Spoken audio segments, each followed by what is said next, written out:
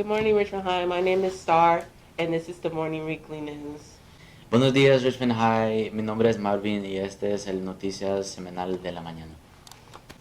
As of May 10, 2022, there has been 4 student COVID cases along with 1 staff case. Hasta el 10 de mayo de 2022 ha habido 4 casos de COVID de estudiantes juntos con un caso de personal. In our top story of the week, the West Contra Costa County Unified School District is facing a budget deficit, according to district officials. Ryan Phillips, the district spokesperson, said there is $42 million structural deficit for 2021 and 2022 school year. The WCCUSD budget is complicated, and there is not one reason there is a budget deficit, Phillips said, but there are a few main reasons: declining student enrollment and lower attendance, and increasing costs to the district. He said more students have missed school this year than previous years, and projections show that the district down more than 2,000 students compared to last year. The district is also facing an increase in pension costs. A pension is the money that is collected once a teacher or district employee retires. Phillips says these costs will increase by over $5 million next year. For classified staff, non-certified employees, that cost is projected to be $3.6 million. At Richmond High, about 12 teachers were put on the surplus list. Teachers are put on the surplus list when the district cannot afford to pay them to work at a certain campus. En nuestra historia principal de la semana, el Distrito Escolar del Condado de West Contra Costa enfrenta un déficit presupuestario según funcionarios del distrito. Ryan Phillips, el portavoz del distrito, dijo que hay un déficit estructural del $42 millones para el año escolar 2021 al 22.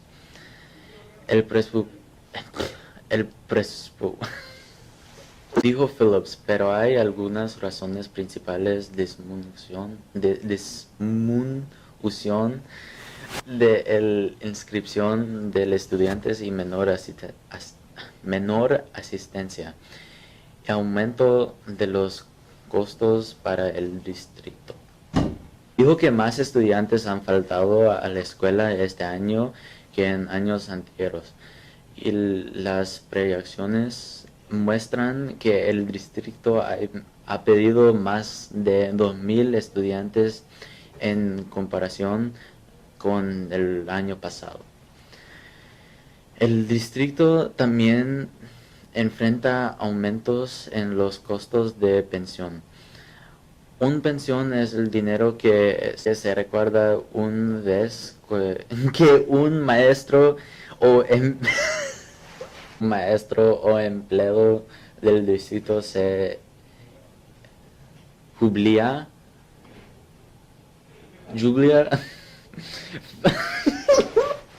Julia Phillips dijo que estos costos aumentarían en más de $5 millones el próximo año.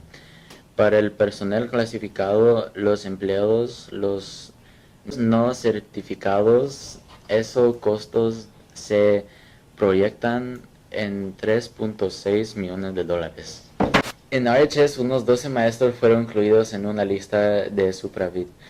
Los maestros se incluyen en una lista de excedentes cuando el distrito no puede pagarles para que trabajen en un campus determinado. What am I doing with my life? I'm alive!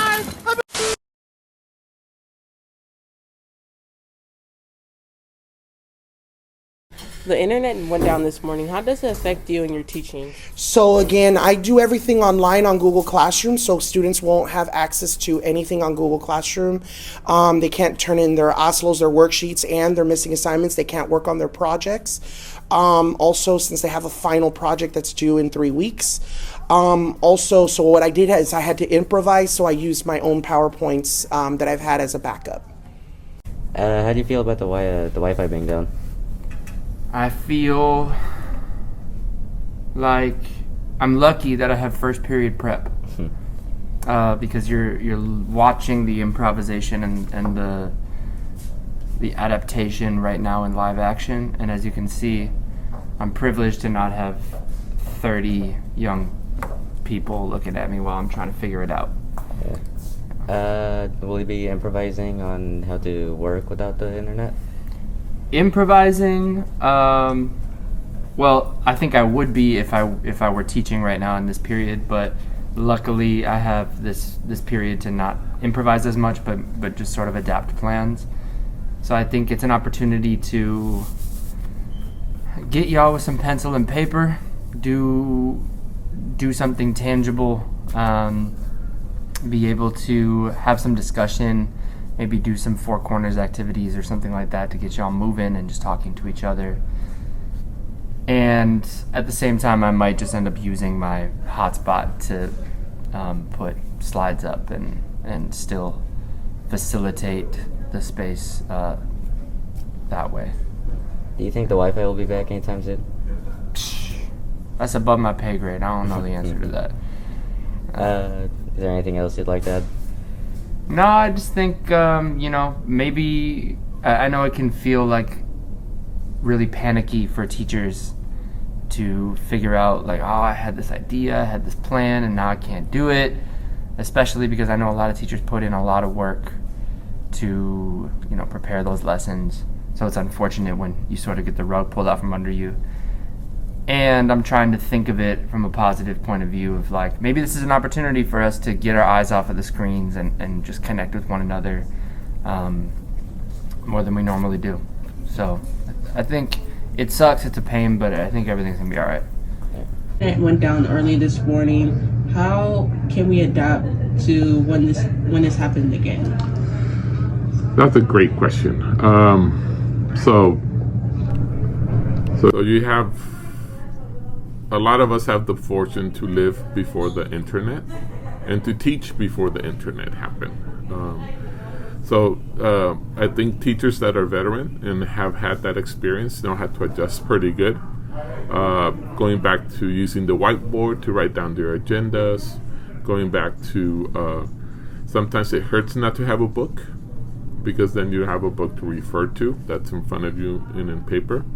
So it leads the question to, how well do teachers and students work together in class to do what's called discourse, which means to talk about a problem or to talk about a time in period or to talk about a book to be able to do your work. And it's at those times that you need to move to pencil and paper, right? Writing quick writes or writing something and sharing it with the partner and getting feedback. For math, I think for math it's a little bit more straightforward because you can write a problem up on the board. Art or music are pretty hands-on, but English, social science, we have really depended a lot on YouTube and the internet to do some of that work.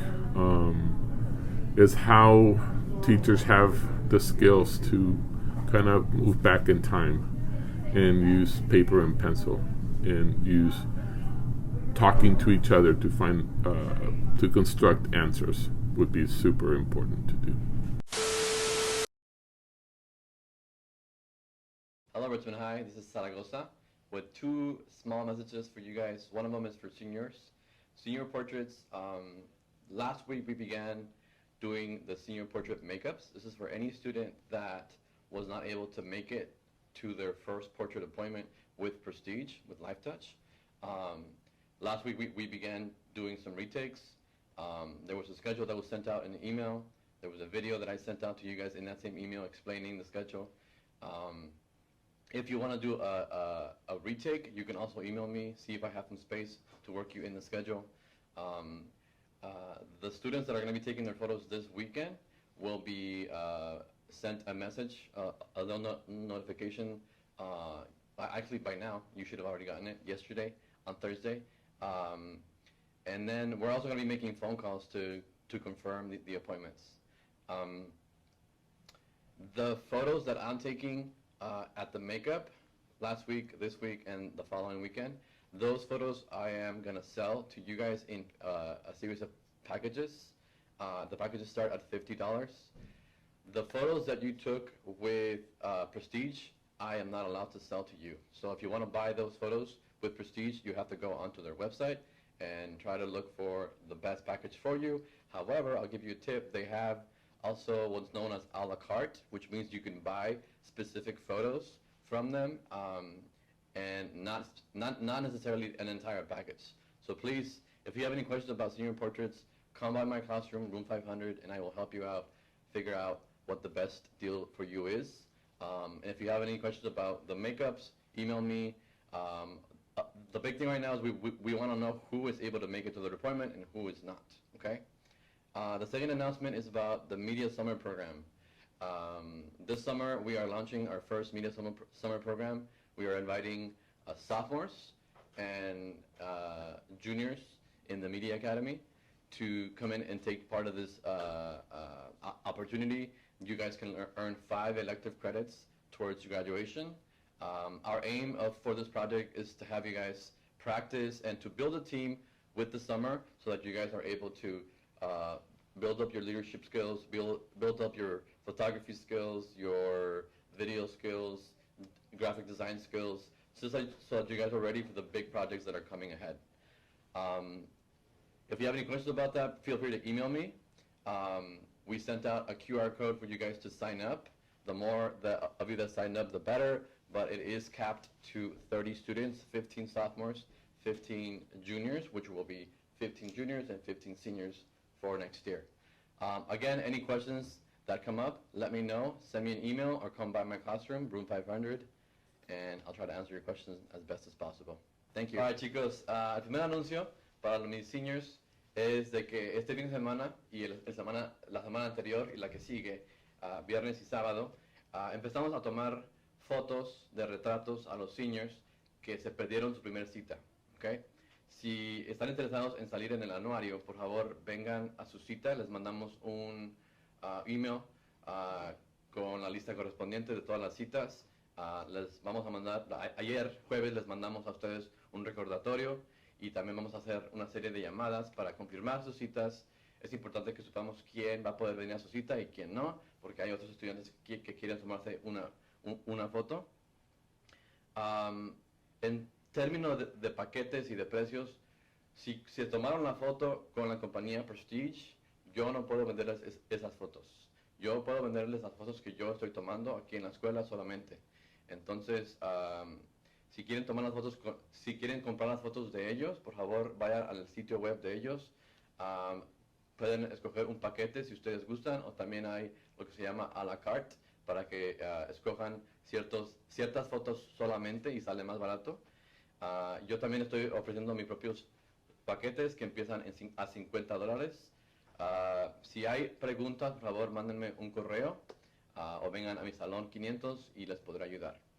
El segundo anuncio fue para los estudiantes de media del 10 y del 11, que van a ser del 11 y del 12 el siguiente año.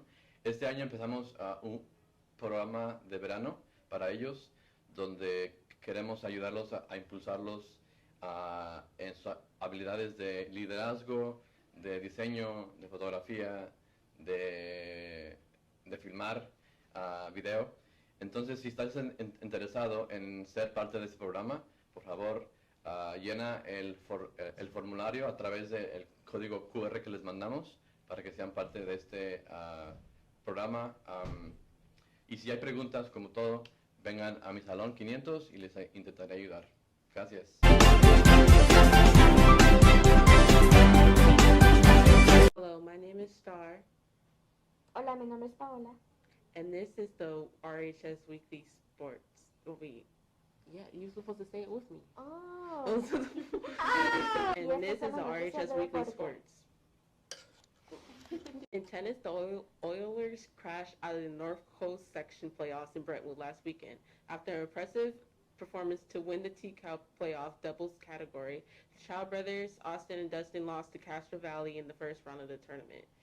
Even though the Twins lost, we are more than proud of their performance in representing the Oilers in sectionals. Let's hear from them and the coach.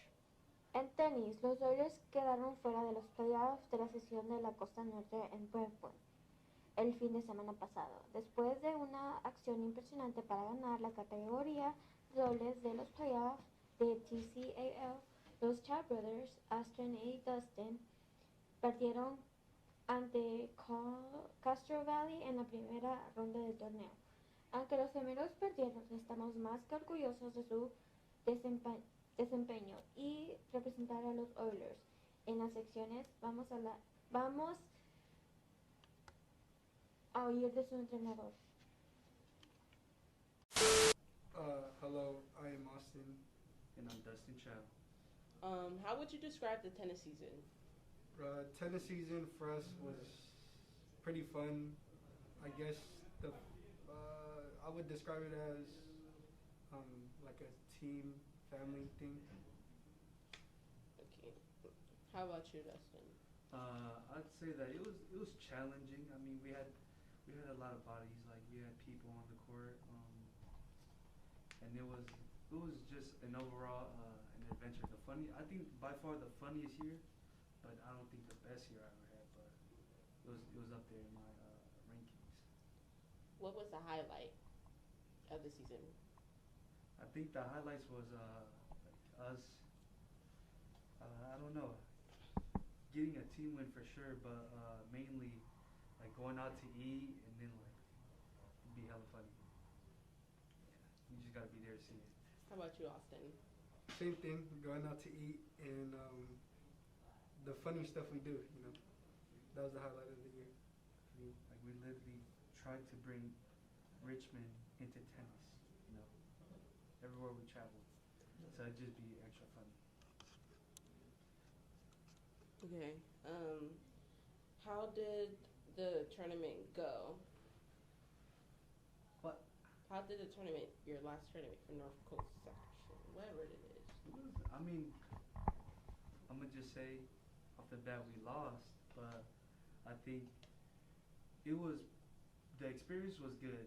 Although we lost because from different sections, there's like, I feel like I came in there feeling like we went there for like, nothing, but like when I talked to a guy over there and he actually said something about, oh yeah, you guys didn't go there for no reason. You guys actually won you guys section, so be proud of that. And I actually stood tall by the end of it. Who did you lose against? It was the whitest Castro Valley. Castro Valley. I never heard of that school. Probably the whitest school on earth. How would you describe the competition at the tournament? Austin, can you answer the question this time? The balls were hitting off my body. I wasn't using my tennis racket. I was like, you can hit it harder. He provoked the one guy, and he hit a ball hella up high, and it hit my face, kinda. So, I mean, the competition over there was like never before seen. Yeah, like college level tennis open season. White people type. Like the body types was different. They were lame. No, they weren't naked. I was like, my body. I felt insecure about my body when looking at these people. You know, hella skinny. Like, bro took off his shirt. Yeah, I was like, long. Looked like Jesus' sons. Okay. I plan to keep playing tennis after this. Well, Mr. Fisher told me that he would either want me to keep on playing football or continue tennis because he has faith in us. And originally we were gonna go play CCC. So I think that's where we're headed to. And plans might change, but who knows, How about you, Dustin? Well, I started practicing at CCC Spring Bowl right now.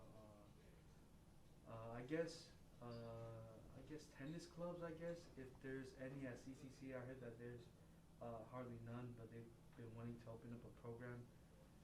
Jeff actually told me to go to DVC and play like tennis over there, but like yeah, even that I will keep that in my arsenal. Just keep on playing, keep my skills up. Cross country closed out a winning season at the finals held at El Cerrito on May 6th with Doniphan Fuller placing second place in 400 meter. John Valdez placed fourth in the same race. Fuller also placed fourth in 800 meter, just barely missing out on third place. Coach Pete Keys said that he is thankful for the team for a very rewarding season. As your coach, I was proud to see everyone progress through the season, and I have every confidence that all of you will strive for greatness, Keys said. We will be in the need of new team leaders for boys and girls for track and cross country for the next season. Bring your charity, and courage, and you will always do well. Team closed out the regular season last month with a meet at St. Mary's in Albany High School. Fuller won the 800 meters race, and Matthew Rosales finished third in the shot put event. John Valdez returned from a minor hip injury to place in the top three in the 100, 200, and 400 meter races. He said Coach Jaymont tennis players Isaac Van Pelt and Darrell McDaniels came out and gave the track team a hand by performing well in the 100 meter, 200 meter, 400 meter, and 800 meter races.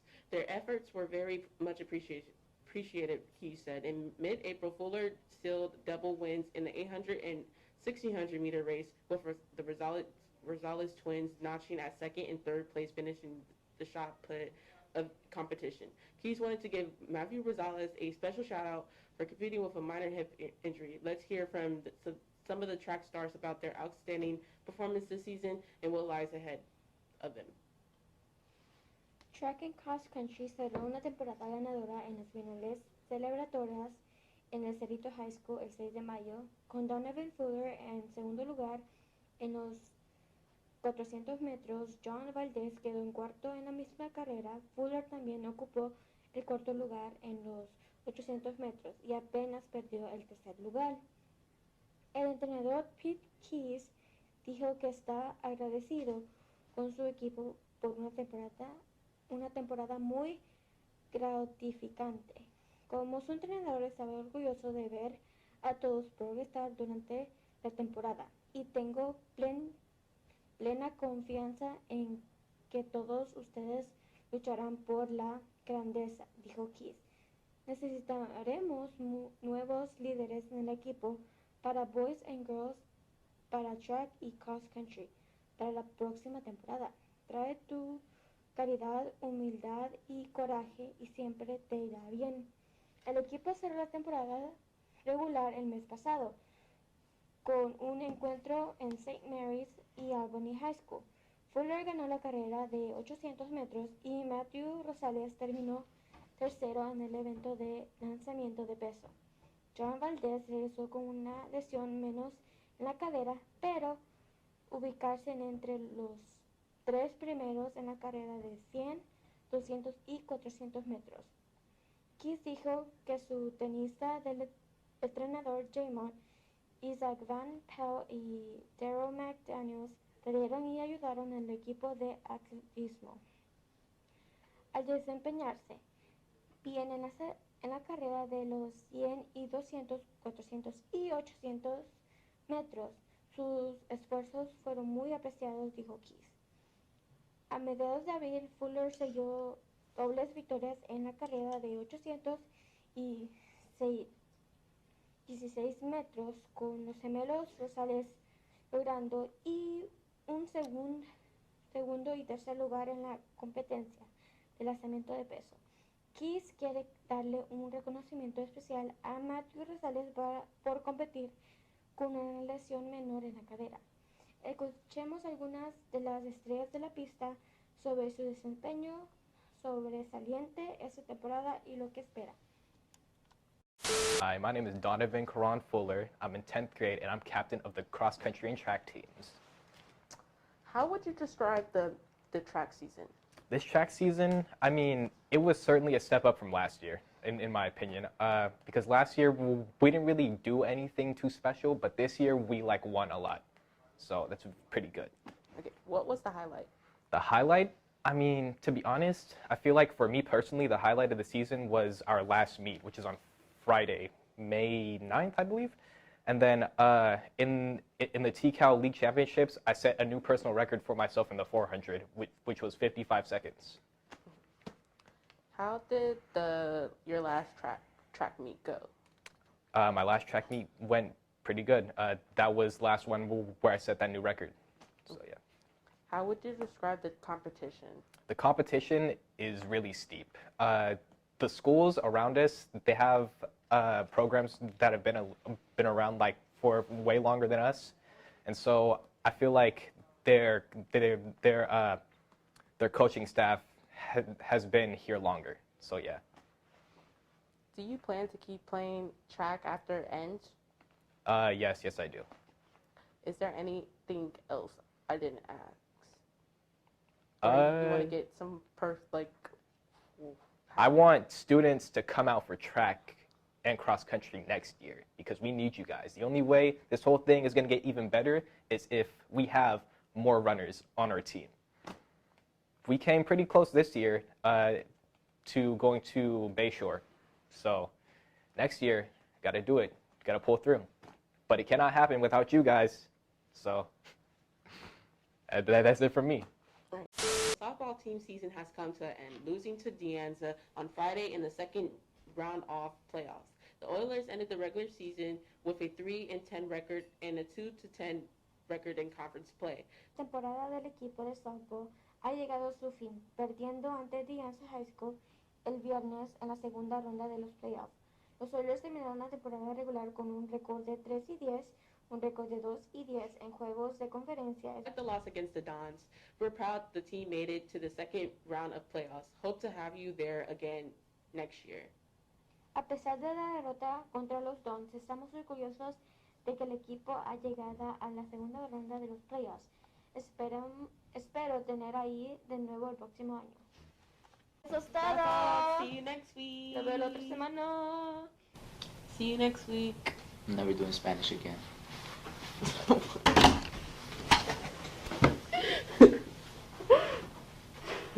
Never doing it again. It's bad. I sound like a bot. Alright.